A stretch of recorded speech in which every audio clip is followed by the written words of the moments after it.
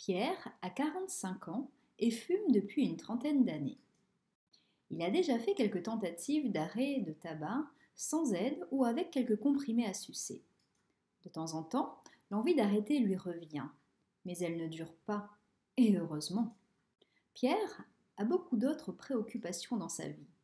L'envie d'arrêter lui revient quand il est malade, pendant les randonnées d'été en montagne, où il a du mal à suivre ses enfants.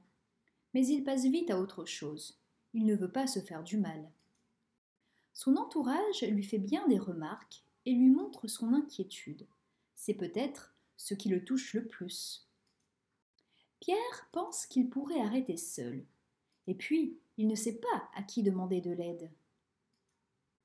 En cherchant sur Internet, il a bien vu la consultation tabac à l'hôpital. À 60 km, délai d'attente 4 mois, avec des gens qu'il ne connaît pas. C'est galère. On verra plus tard. Et puis, il n'est pas malade, il n'est pas accro à ce point. Pierre habite dans une petite ville. Il connaît bien son pharmacien, chez qui il passe de temps en temps. Il a son médecin traitant à côté de chez lui, très sympa et sérieux. Il soigne toute la famille.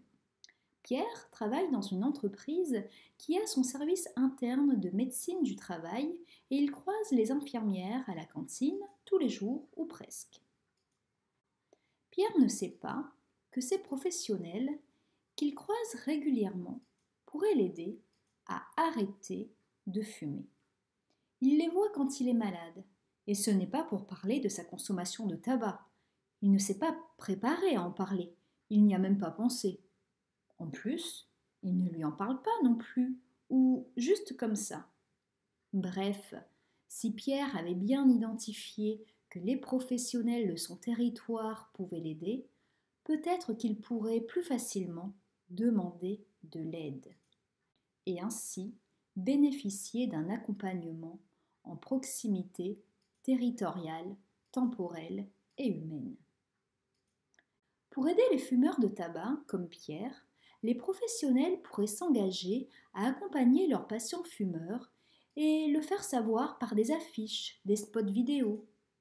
Ils pourraient aussi se former en fonction de leurs besoins sur des formations courtes, accessibles sur leur territoire et en ligne.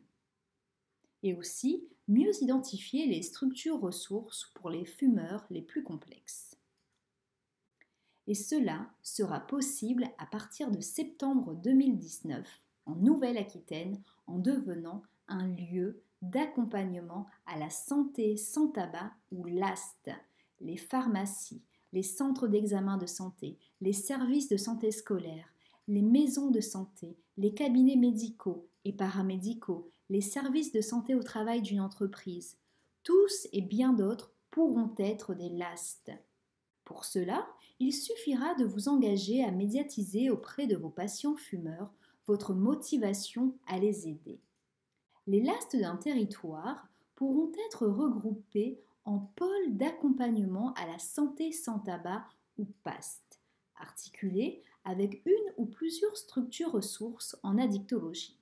Chaque PAST pourra développer son projet et sera accompagné pour cela par des professionnels compétents. Agir 33 et ses partenaires regroupés dans la Coordination régionale Addiction Nouvelle-Aquitaine, Coréade, seront là pour vous accompagner. Devenez LAST pour une santé sans tabac.